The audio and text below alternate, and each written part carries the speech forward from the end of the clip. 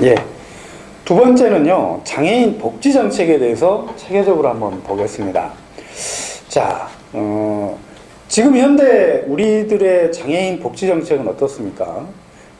일단, 물론 뭐 직업을 가지고 활동하는 사람도 있지만, 정부에서는 어떠나요?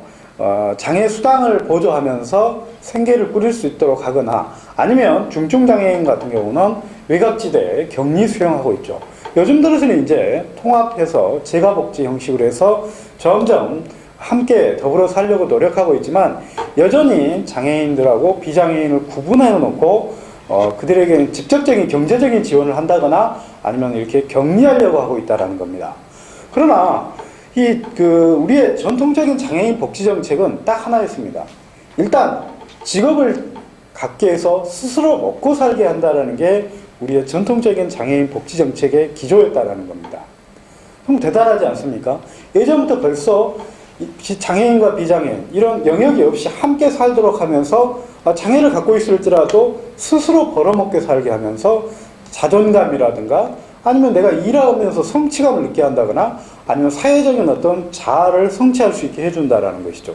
이건 정말 대단한, 어찌 보면 굉장히 선진적인 정책이 아닌가 생각합니다. 그래서 대표적으로 시각장애인들 같은 경우라 보더라도 전보업을 한다거나 아니면 독경을 한다거나 그렇지 않으면 음악을 통해서 스스로 먹고 살게 했다는 겁니다. 여기에는 또 그냥 직업만 준 게 아닙니다. 그들을 위한 별도의 관직을 줘서 그들만의 그 어떤 권한을 딱 줬다라는 겁니다.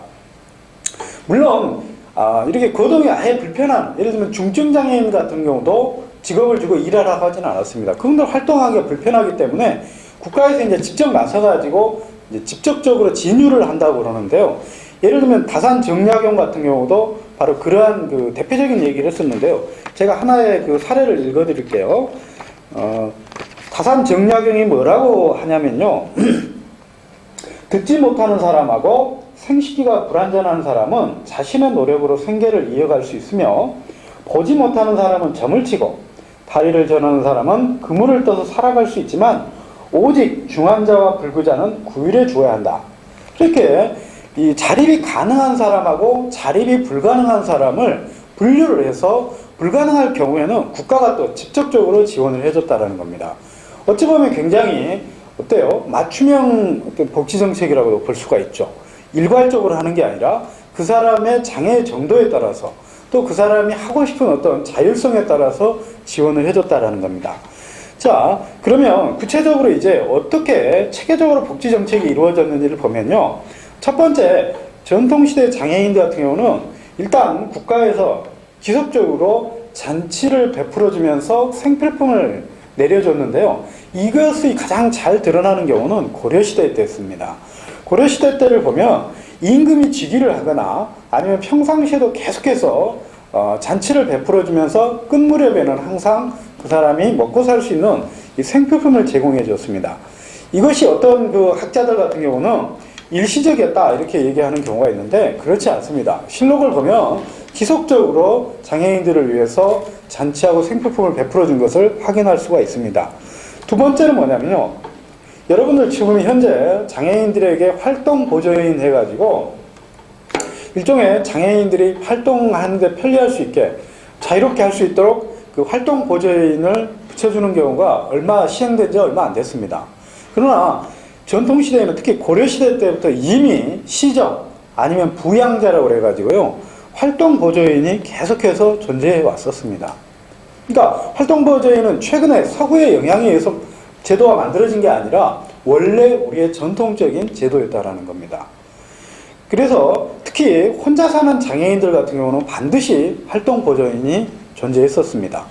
예를 들면 심청이 같은 경우는 어때요? 심학규, 아버지 신봉사 같은 경우를 해서 심청이가 당연히 활동 보조인 역할을 하면서 정부에서 그래서 심청이를 계속 지원할 수 있는, 아니면 세금을 못 물리게 하면서 그 집안을 계속해서 보조해주는 역할을 하게 해줬다라는 겁니다. 그 다음에 세 번째로는 뭐냐면 장애인에게는 조세라든가 아니면 부역이라든가 자벽 같은 경우는 일체 면제시켜줬다라는 겁니다. 지금도 물론 세금은 면제됩니다. 하지만 어때요? 간접세가 어마어마하죠. 하지만 예전에는 이러한 것까지, 그러니까 자벽까지도 다 면제를 했다라는 겁니다. 그래서 생계를 꾸려나가는데 최대한 도움을 주려고 했죠.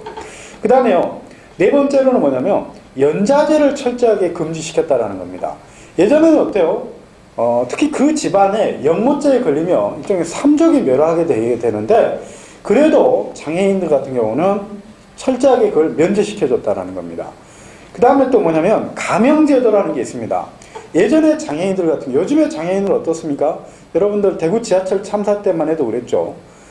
일종의 정신분열증 환자가 그랬다 그래서 막 죽이라고 그랬었는데, 만약에 그 사건이 예전에 일어났다면 그 장애라고 하는, 그러니까 정신증이라고 갖고 있는 거에 대해서 증상을 참작해서 예를 들면 사형에 처해진다면 유배형으로 감해주거나, 유배형은 그러면은 태형을 한다거나, 만약에 태형이 아니었다면 이 면포를 통해서 속죄하게 해주는 감형제도를 실시했다라는 겁니다.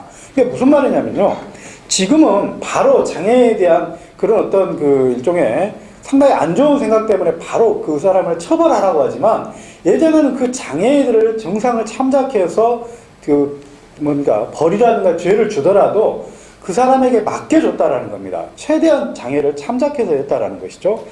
그 다음에 정려제도라 그래가지고 일종의 잘하는 사람에게 대해서 포상을 해주는 제도인데요.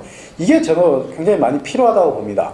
예전에는 그 장애인이 있는 집안에 부모라든가 아니면 그 형제 자매들이 그 장애인에게 정석껏 이렇게 옆에서 도와준다면, 보필해준다면 그 집에다가 이 집은 굉장히, 그러니까 장애인에 대해서 굉장히 뭡니까, 잘 대우하는 집안이다 그래서 정표를 딱 하고 계속해서 이런 포상을 해주는, 그래서 일종의 장려책, 칭찬하는 제도를 뒀다라는 겁니다. 반대로 장애인이 그러면 학대를 당했을 경우에는 어땠냐면 지금보다도 훨씬 더 엄격한 이 엄벌 제도를 시행했습니다. 이게 참 재밌는 현상이죠. 뭐냐면 일반 사람들이 만약에 예를 들면 한 마을에서 장애인 아이들이 장애인을 놀리거나 학대했을 경우에는 어른들이 바로 뭘 시킵니까? 예, 멍석말이라는 걸 시켜버립니다. 그래서 얘를 멍석에다 딱 말아가지고 몽둥이로 사정없이 두드러 패는 거죠. 그러면서 절대 약자를 괴롭혀서는 안 된다는 것을 뚜렷하게 가르쳐줬습니다. 어렸을 때부터요. 그리고 만약에 어떤 사람이 장애인을 무고하게 살해하는 사건이 있었다. 그러면 바로 그 해당자를 그러니까 사형에 처할 뿐만이 아니라 심지어는 연대 책임을 지게 해서 그 지역 전체에, 예를 들면 충주부였다 이러면 충주현으로 해서 그 지역의 의포를 강등시켜버리기까지 한다는 겁니다. 그래서 다시는 그 지역에서 장애인을 학대하는 사람이 나오지 못하게 사전에 굉장히 엄하게 벌을 줬다라는 겁니다. 그러니까 어때요? 굉장히 예전에는 이 처벌이 엄격했기 때문에 그 누구도 장애인을 쉽게 학대할 수 없었다라는 것이죠.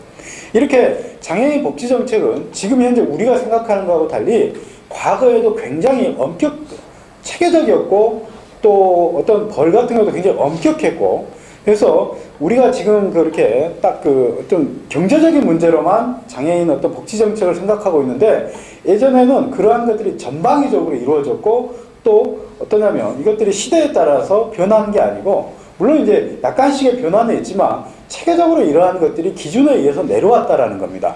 이것들이 이제 사라져버린 것이 바로 조선 후기에서부터, 특히 일제시대 때 굉장히 우리나라 상황이 안 좋았을 때 사라진 것이지, 우리 원래 전통은 굉장히 아름다운 전통, 건강한 전통을 갖고 있었다라는 것입니다.